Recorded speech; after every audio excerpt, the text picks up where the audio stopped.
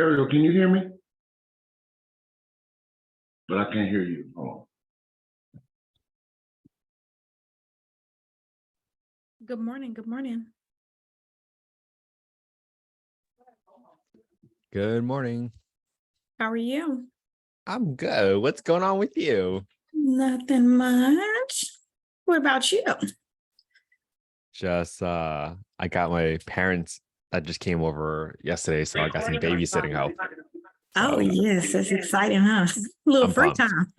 Oh, I know. Well, it gives me more time to spend with you guys, right? So Yeah. that's what's Look, I'm excited about that. important. Good morning, Ken. What's up, Alvin? How you doing? Oh, I got a little echo on your side. Mute your computer since you got it on your. Oh, there you go. Is that better? Yes, much Yeah. better. Yeah. That's weird that it echoes for you, Alvin. That's weird. Yeah, the mic on the computer works, but the speakers don't. Oh, that's annoying. Yeah, I just have not bought me any speakers. It's weird.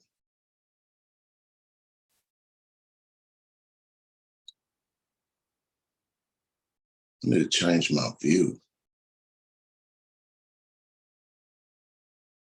How do I do that? Good morning. Good Hey, morning. Peggy. There we go. Big, you got that office set up over there looking good, girl. Thanks, Calvin. Yeah, Peggy, your thing looks like it belongs on like a West Elm type of bougie office setup wallpaper. People should just start saving it down, using it for themselves. You have my permission, Ken.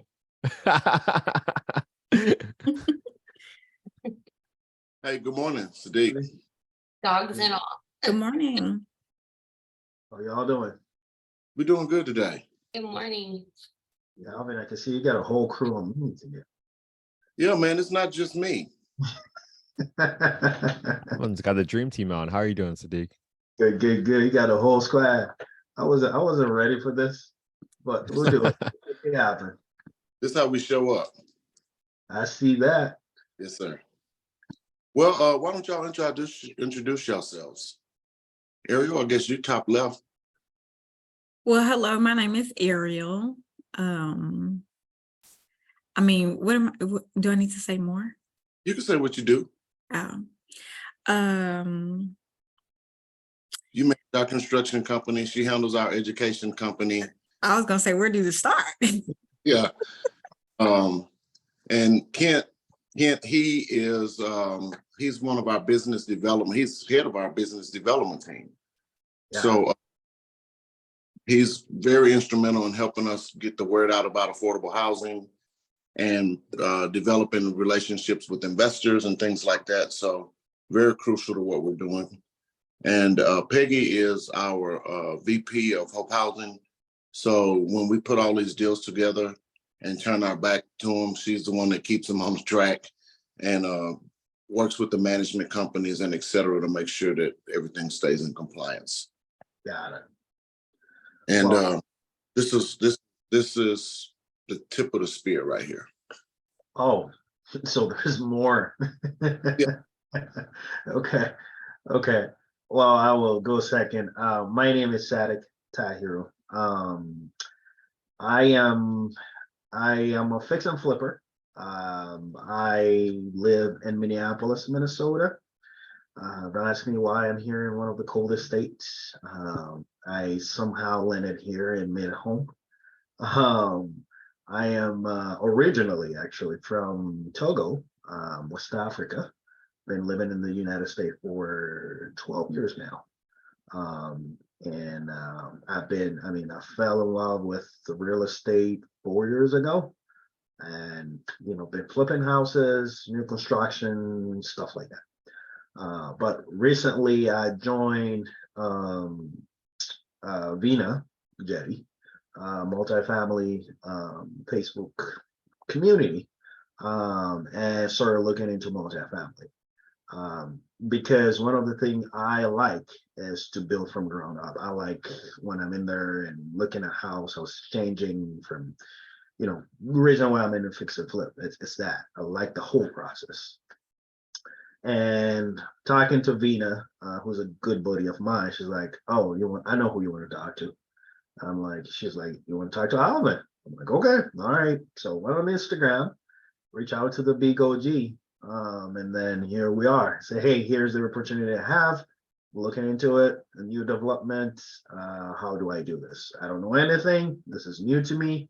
I need someone who has done this and has proven so many successful stories to lead me to handhold and do it, so that the next time, right, then I could say, okay, all right, I got an experience. I could go by myself, or of course partner with them on multi-billion-dollar development and say, hey, and work with you guys. So that's where I'm coming from. I have a background actually in engineering. I'm an information security engineer by W-2. That's what I do too. So I have that, but I'm slowly moving away from that, getting into this. So that's me. Well, this morning, Kent asked me, is there anything else you can tell me? Kent, you want to say something, man? Go ahead. I mean, I stole your thunder. Oh no, it's okay. I was just hey Sadek, I think it's really cool that your information systems. I used to work in the data science world, Oh, okay. particularly working on like the AI stuff at Liberty Mutual Insurance. One of the best things I did was like helping them do a big data cleanup project. I'm sure if you're an IS, you know about data integrity issues. So Yep. I love that you're in that background, but hopefully I can also be a great friend to you because look, I went into development with Alvin and I came from that same world. So I love what you're doing. I love that you're interested in this. Like I'm sure we can kind of geek out about some of this stuff in the future. Hell yeah. Hell yeah. And I met Kent from Vina also. Hmm. So Vina is one of our biggest supporters. Got it. Yeah, Okay. financially and just relationally. Nice. Yeah. So the reason I wanted to bring us all on, because I know that agreement I sent you could have been a little overwhelming, but what I wanted to do was we worked together as a team to put that together. Okay. To make sure that we covered all of the bases. There's some disclaimers in there that, that when we hire third parties, that we are going to employ the best from our experience. There's no guarantees with any of this, but the guarantee that I believe is that the commitment, when we commit to doing a project like this, that the commitment always brings about the desired result in the end. We've committed to doing several projects that we could have quit over the last 2 years that in some people's eyes would have made sense to quit. But because we haven't quit those projects, we'll probably close development between now and October. And so we've learned a lot through this last year and a half, almost 2 years of market cycle changes. I've been doing real estate a long time, and we've seen a lot of ups and downs in my last 30 years in real estate. This is the first time I've been in a developer seat during a crunch like what we've seen. And so we've learned a lot of valuable things, like how to pivot, how to work with housing authorities to save property taxes in some instances, like you heard me and Cody talking about on the phone that day. Yep. So there's many things that when we put this deal together for you, we will not necessarily go down one path of execution, meaning what we're really good at is putting together affordable deals because we know how to finance those with bonds and we know where the activity lies to be able to do that. In your situation, where the rents for those particular units can be so high, we'll put this together with multiple exit strategies. Like traditionally, it'll be packaged to where it can just go to a regular lender, provide a regular loan, raise some equity, and then once you raise your equity, that construction loan, you'll be able to easily convert that into a Fannie, Freddie, or a HUD 223F execution for long time stability, no floating interest rates and all that kind of stuff. So that's the first way we will probably approach that, because your deal is more market rate than it is affordable. But it will also be able to be, because the rents are so high in that area, that's also a great caveat for an affordable development deal. Because the rents are high, then you've got a captive audience of people that can pay high rent, are subject to paying high rent, that may not be able to afford rent. So then you can set some of those units aside for a particular segment of the population, 80%, 60%, and that's what makes it affordable, and that's how we get some attractive financing. So this thing will have a couple of different exit strategies that way. The good news that I found for this was we have another business consultant who she provides, her entity, her company provides working capital for startup businesses. So this is a startup, and she has the ability to finance all of this for you, a portion of this for you.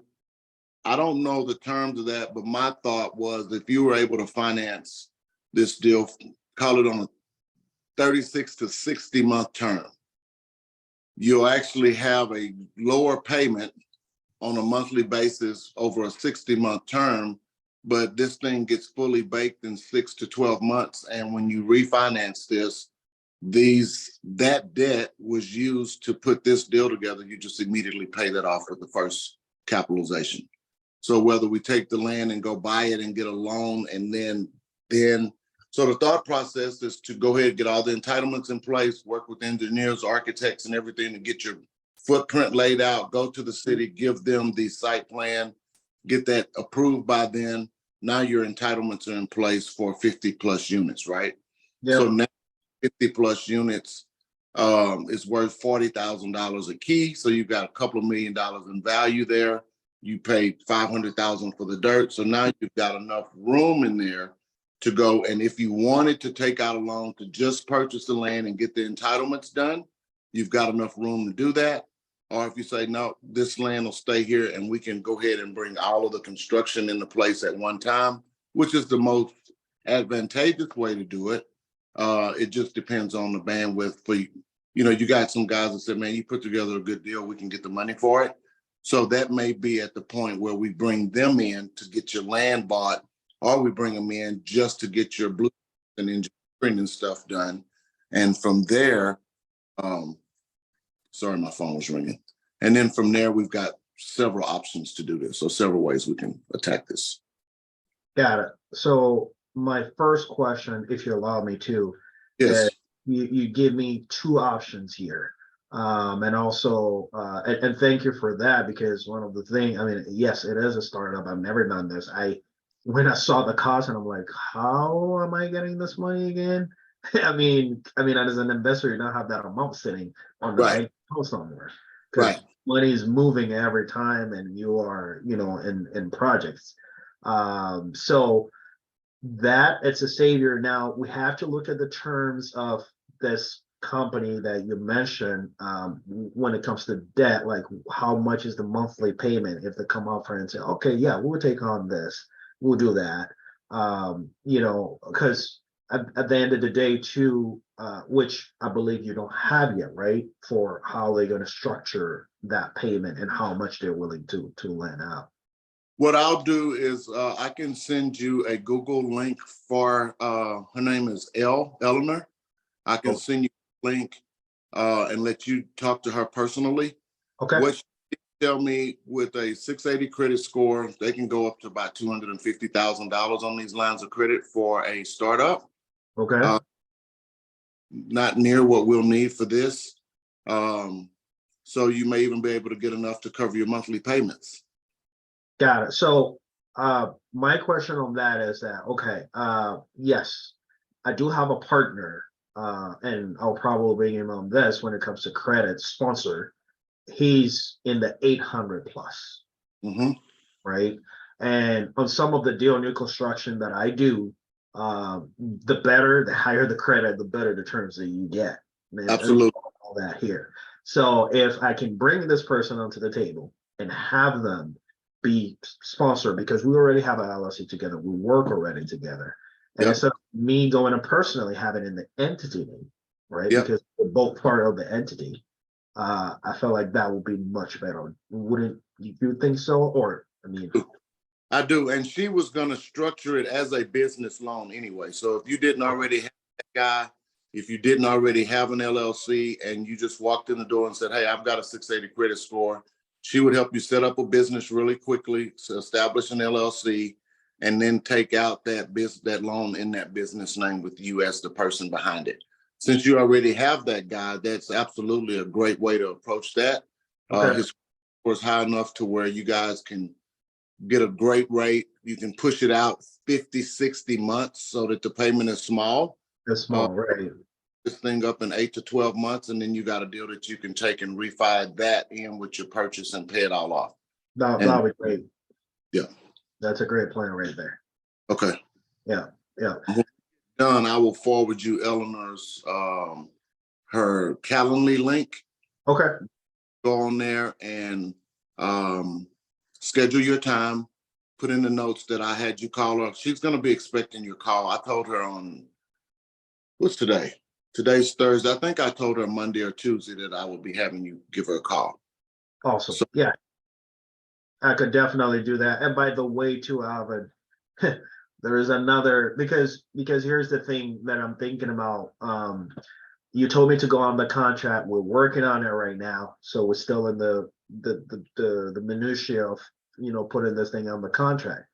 But at the same time, last week I came across another beautiful one, which is much more bigger. It's a 1 acre, bigger lot. It's available. It's out there. Same And type of, from proximity to, that site you got right there is, freeway, great access. will you mind if I share with you? Because I have Oh, please kind of do. problem with it. Please do. Let me do that right. Okay, host disabled participant screen share. So you have to allow me.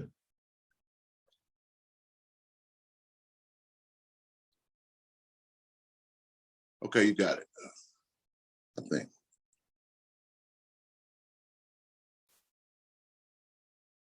Yeah, okay. So here it is. So that's the address. Here's the freeway. This is where it's at. That's the address right there.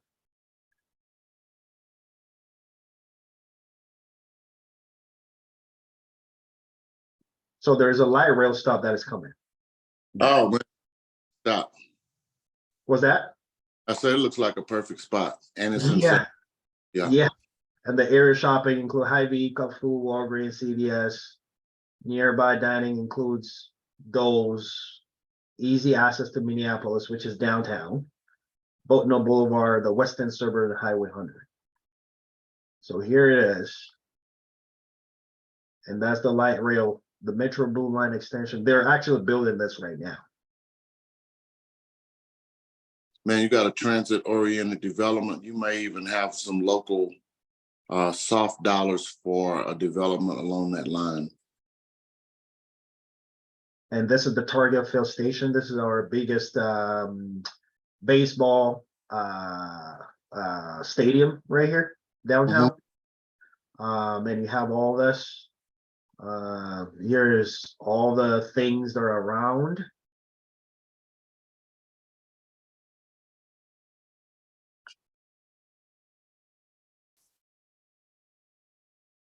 This looks like an easier site too. You don't have to tear down 2 houses to get it done. And it's Exactly. it's a So, larger. right. So I'm like, okay, because this could take more than 15 units. It's an acre. Oh, that's not what I wanted. There we go. So here it is. Hang on 1 second. One of the things that can't remember what we told Pastor Wilson the other day, that most churches have extra land and all that stuff that could be used for development. And this is a church selling off a piece of dirt. It is. It is. And in the description, you can see actually to say that they actually said is looking to sell, and the owner of the church said they can actually use his parking, the church parking here for an overflow if we Yeah. want to. Yeah. So I did reach out to the broker this morning, to their the broker office, and they say he's going to be in this morning. I sent him an email, say, hey, I am interested. I've been trying to reach out to this broker for a while now. But I finally got someone say, yeah, I'll make sure that I deliver your message to him to give you a call back today. So I am thinking, okay, I have two opportunities here. Which one will I am more driven toward this one than the other one. Yeah, I would be too. Okay. All right. What's the deck? How's your negotiation going on the land deal with the other one? Are you guys talking about contingencies on, hey, it'll Yeah. only close if we get the right entitlements, if we get the right zoning changes? How is the seller playing ball with you? The seller is okay with it, and they're aware of what goes into it. And that is one of the things too I wanted to ask Alvin, if you guys can draft those contingency for me to just get to the realtor and say, hey, here are the contingency that I want in there to protect myself. That would be great. Just in an email, hey, here are the contingencies that you want to put in there. I would love that. However, the seller was like, yeah, we know how long it's going to take. We just need communication between us. They want to know what's going on. They want to know where we at in the process, because apparently people have showed up, have not done a good job on communication. And the agent is pretty adamant about that she wants good communication if we're going to this route. That sounds good. I can do that in an email. That's pretty easy. And then, what I would do is I'd just let the realtor know that probably every 2 weeks, we could do a status update call through the process, 5 or 10 minutes, just this is what we've worked on, this is where we are. It'll be redundant the first month or two, right? But Correct. but at least they're in communication. Right. I've got some other ideas with this church piece of property as well. Okay. But I'll hang on to that and we'll see how this all works out. Property tax, what I wanted to see. Go back to that part that just said property taxes. Where did I see it? Go down or take your page up. I'll go to the other way. Here? Is it this one?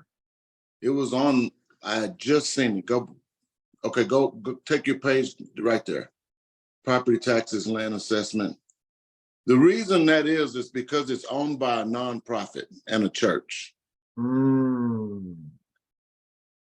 So putting this deal together, there are a couple of opportunities there that partnering with Hope Housing Foundation as a nonprofit saves property taxes. Maybe going to the church and making the church a partner, and then you don't have to pay them for the land, but you give them a portion of the savings, basically do a lease of the land for 99 years, and they get a portion of the tax savings forever. Could be a better deal for the church. So there are a lot of different ways that this could play. Okay. So I think what I want to do here, I want to wait for the broker to get back to me. Okay. And when he gets back to me, I'm going to involve you guys to come in to offer those strategies that you're talking about, Alvin. Because what you're talking about is foreign to me. I don't know, what you're talking about, but I would rather have, you come in and say, hey, here's my partner, here's the person I'm working with on this deal. If we can get on a conference call together to package this and move forward. Do you know how much they want for this land? I think it's a mail. I think they want a mail. All right, so check this out. They want $1 million for it. If you build 100 units or 80 units of apartments there, that'd be $500,000 a year in property taxes that you'll pay. Per year forever. You make church a partner or you make Hope Housing Foundation a partner, and it's automatically exempted from property tax because it's a nonprofit. Now that $500,000 a year is you can give the nonprofit 25% of that savings forever. And that comes out of whole for the church. I mean, they got their money back if they get $125,000 a year forever. They got their $1 million in 10 years, but they continue to get that $125,000 forever. Yeah, I wouldn't know. I mean, unless the seller is like, yeah, I want my money right away. I wouldn't know why this is not a good deal for them. Absolutely. So there's all kind of, so these are the kind of ideas you get from hiring us. Got it. Okay. Which, I mean, for me, that's great value right there that you just dropped, out of it, off the bat. And that's the thing. And that's the reason why I'm coming to you guys, because again, you guys are the expert in this, to take it to the finish line.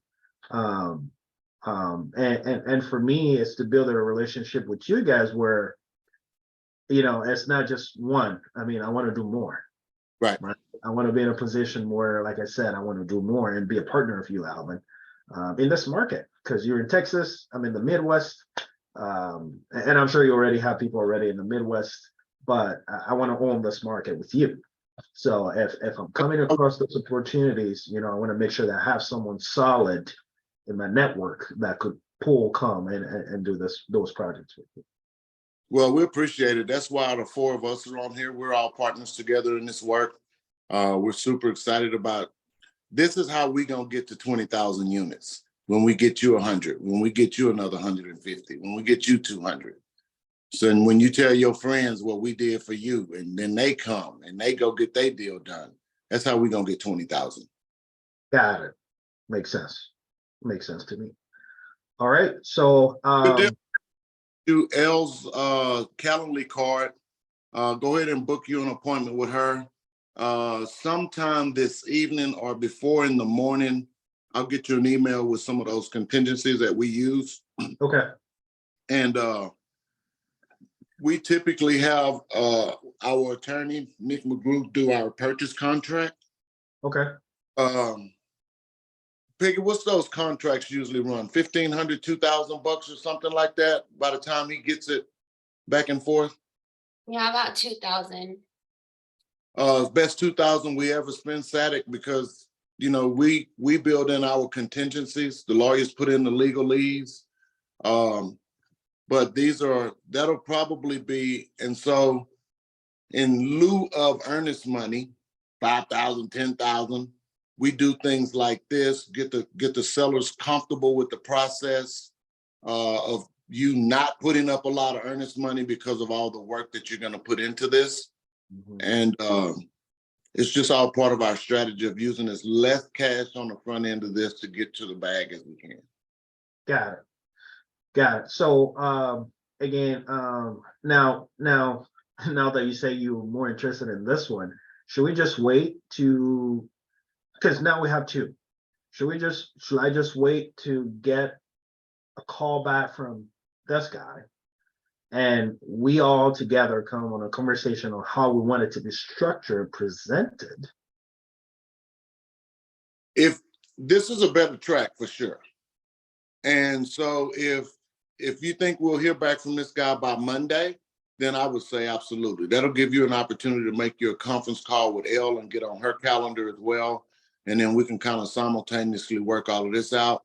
And in between now and by the time we hear from Kevin Peck, we'll have contingencies and stuff in place, but we can definitely talk about that. Okay. All right. I think I'll hear from him. I'll hear from him by Monday. So I would just give him time and just push it. And then once I hear from him, you want me to let you know? Because I'm sure he'll want to have a call with the people that are moving forward. Yeah, just let all of us know in an email, and we will. Monday is pretty open.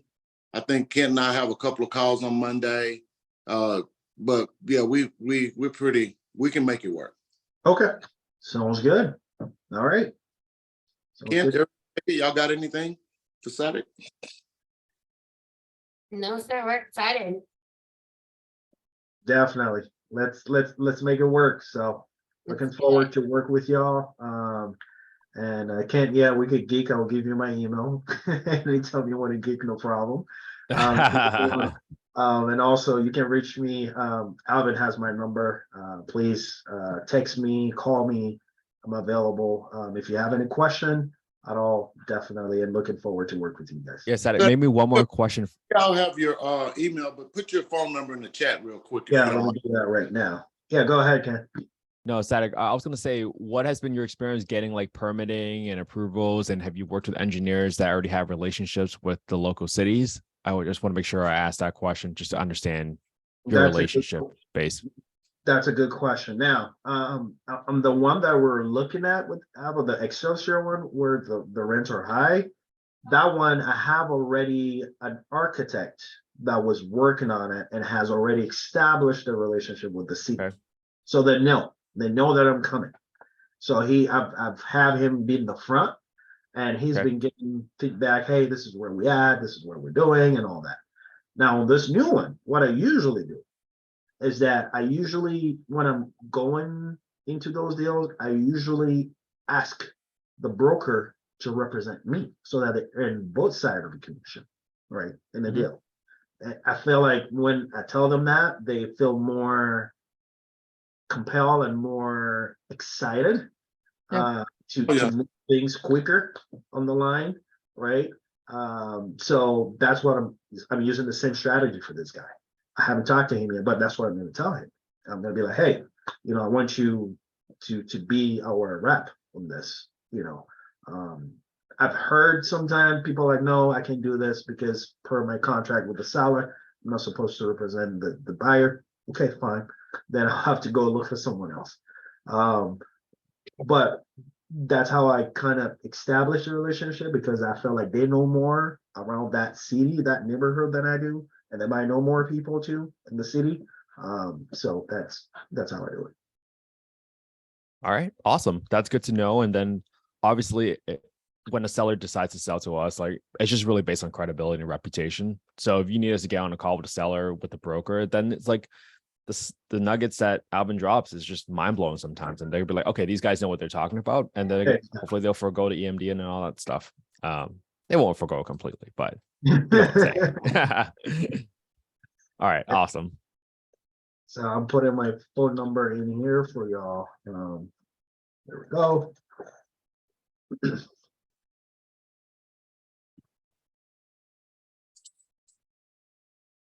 All you guys live in Texas? No, I'm in San Diego, actually. Oh, you're in San Diego. Okay, got Come visit anytime, man. We're trying to get to Cali where he is. it. Can't wait. Yeah. But definitely when I'm in San Diego, I'll hit you up. Yeah. Yeah, for sure. I'll text you right now, man, so you have my number. Appreciate it. Any question for me, guys? I think that's it. So I guess next steps is we'll wait to hear back from you after you hear from the broker. Correct. Yep. And I'll do L's calendar link, and you Yep. can get on with her and we'll start working that out. Yep. I will. So she knows already what I'm coming for, right? Yes, she does. Okay. All right. Sounds good. And what I'll do is I'll just connect you guys in a text together. And so Appreciate that should work it out. it. That's awesome. Thank you very much, Alvin. Appreciate you. Hey, Ariel, Peggy, and Kent, will y'all stay on for one? Yeah. Hear from you, buddy. Thank you. Bye. Great day. Yeah, you too. Have a good one. Thank you. What y'all think? Good. I'm loving these calls. Promising. One down. Oh, so who is this Eleanor woman, Alvin? Is she financing the lending for a lot of these consulting agreements? She would. Okay. Stormy Wellington gave me her name and said that she finances all the high ticket items for her coaching clients. Nice. And so when I talked to Elle, I think we started talking last Saturday. And I think the last time I talked to her was Monday or Tuesday. And she said she can get up to $500,000 for established business pretty like 48 hours. Ariel, I was gonna tell you about L. For startup businesses, she go up to about 250 with a 680 credit score. You got like a 9,000 credit score, you and Peggy. Both Look, of them what's our Oh. number? for 800. Like, damn, what goals. 8:30. Look, woo, we in the same club, Hey. Peggy. No wonder we're on the same team. I have an 8:30 as well. Oh my Woo. god. 8:30 No wonder we're on club. the same. We all in the same club then. Come on, Alvin. Look, I've been looking at it, so we're gonna get him up there in just a moment. Right. I'm about to credit cards off and we're gonna be in the same club. We're gonna be the 8:30 LLC. You know, that's a good one, Peg. That is a That's a good great story. one. Yeah, we need to put this on YouTube. I mean, sometimes you can't make this stuff up. How do we get almost the same credit score range? That's so random. I don't know. God put us all on this call. So for all people watching this on YouTube, something, you know, you come up. The 5 people I spend the most time with, and y'all are 3 of them. So boy, I'm in a good room.